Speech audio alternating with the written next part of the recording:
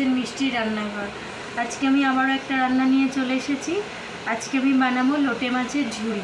তো লোটে মাছের যে আমি ঝুড়িটা বানাবো তার কিন্তু সেটা আমি আলু বেগুন দিয়ে বানাবো। তার জন্য আমি ছোট ছোট করে আলু কেটে রেখেছি আর ছোট ছোট করে বেগুন কেটে রেখেছি। তার সাথে আছে আমার পেঁয়াজের কুচি, রসুনটা একটু থেতো করে নিয়েছি আর টমেটোর কুচি। এছাড়া আমার লাগবে হলুদ, শুকনো লঙ্কার গুঁড়ো আর সর্ষের তেল। ব্যাস এই দিয়ে আমি আজকে বানাবো আলু বেগুন দিয়ে লোটে মাছের ঝুড়ি। আচ্ছা, এই যে আমি কড়াইয়ে সর্ষের তেল দিয়ে দিয়েছি। আমার সর্ষের তেলটা গরম হয়ে গেছে। এর মধ্যে আমি একটু হলুদ দিয়ে দিলাম।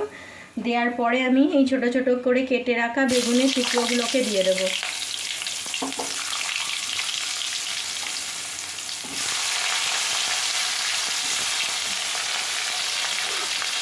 আর তার সাথে দিয়ে দেবো আলুর ছোট ছোট টুকরোগুলোকে।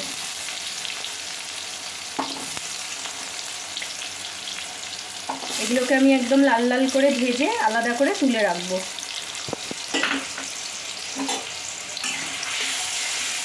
এই যে দেখুন, আমার আলু আর বেগুন একদম গোল্ডেন করে ফ্রাই করা হয়ে গেছে। এবার এটাকে আমি তেল থেকে তুলে, আমার আলু বেগুন ভাজাটা তোলা হয়ে গেছে। এবার এখানেই আমি থেতো করে রাখা রসুনটা দিয়ে দিলাম। রসুনটাকে বেশি ভাজবো না, একদম লাল লাল করবো না, একটুখানি গোল্ডেন হয়ে গেলে এর মধ্যে আমি পেঁয়াজগুলো দিয়ে দেবো। এবার আমি এর মধ্যে পেঁয়াজের কুচিগুলো দিয়ে দিলাম।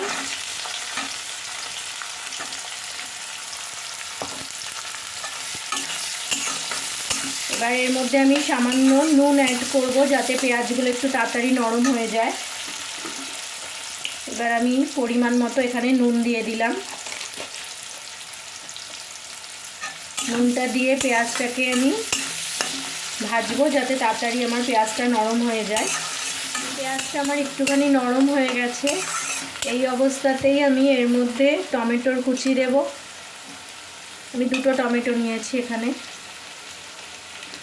পরে এর মধ্যে আমি হলুদের গুঁড়ো দেব।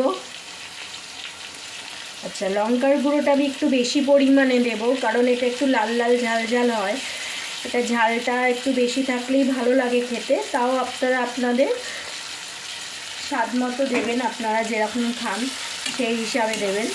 যেটা ভালো করে মিশিয়ে নেব।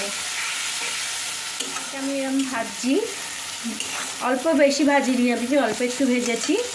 এবার যে আমি লোটে মাছটার মধ্যে নুন হলুদ মাখিয়ে রেখেছিলাম সেই লোটে মাছটা আমি এর মধ্যে দিয়ে দেব।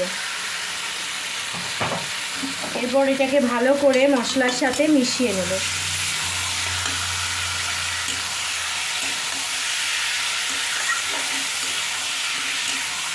লোটে মাছ তো এমনি নরম মাছ, তাই জন্য এর থেকে এখন প্রচুর পরিমাণে জল বেরোবে।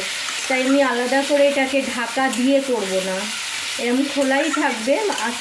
গ্যাসের ফ্লেমটা একটু কমিয়ে দেব আর মাঝে মাঝে এসে এসে একবার একবার করে নেড়ে দেব। যে দেখুন কেমন লোটে মাছটা থেকে জল বেরোচ্ছে।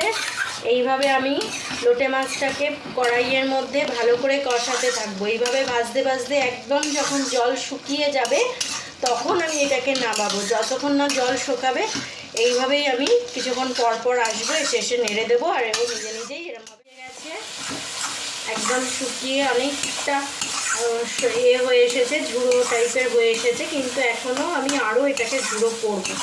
এটা এইভাবে আমি কন্টিনিউ নাড়তে থাকবো যাতে নিচে লেগে না যায়। এবার আর কিছুক্ষণ এটাকে আরেকটু ঝুড়ো করার পরে আমি আলু আর বেগুনটা অ্যাড করবো এর মধ্যে। লোটে মাছটা অনেকটা জল শুকিয়ে গেছে, একেবারে প্রায় শুকনো হয়ে গেছে। এবারে এই অবস্থাতে আমি আলু আর বেগুনটা যেটা ভেজে রেখেছিলাম সেটাকে অ্যাড করলাম। বেগুনের যে একটা গন্ধ আছে আর মাছের সাথে মিললে সেটা খুব ভালো লাগে। আপনারা এইভাবে একবার করে দেখবেন, দেখবেন খুব ভালো লাগে। আচ্ছা, যদি আপনাদের কাছে আমার আর রান্নার বেশি কিছু বাকি নেই, এইটাকে জাস্ট মিক্স করবো, মিশিয়ে ভালো করে মিশিয়ে তারপরে 5 মিনিট গ্যাসটাকে অফ করে সার্ভ করব। আপনাদের কাছে যদি ধনেপাতা থাকে অবশ্যই ধনেপাতা ইউজ করবেন। ধনেপাতা দিলে একটা দারুণ গন্ধও আসে, টেস্টও আসে। আমার তো এই বৃষ্টির জন্য ধনেপাতা পেলাম না বাজারে, তো আপনাদের কাছে যদি থাকে আপনারা অবশ্যই দেবেন। আমার এই লোটে মাছের ঝুড়ি কমপ্লিট। বন্ধুরা, আমার লোটে মাছের ঝুড়ি রেডি হয়ে গেছে। এটা গরম ভাতের সাথে ভীষণ ভালো লাগে খেতে। গন্ধরাজ লেবু আর গরম ভাতের সাথে এটা হলে আর কিছু লাগবে না, পুরো ভাতই আপনারা এটা দিয়েই খাবেন। এত টেস্টি হয় এটা।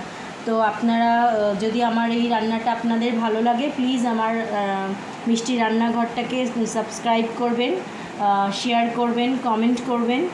আর কেমন লাগলো প্লিজ আমাকে এটা কমেন্টে জানাবেন। আপনারা কে কোথা থেকে দেখছেন সেটাও আমাকে জানাবেন। ধন্যবাদ।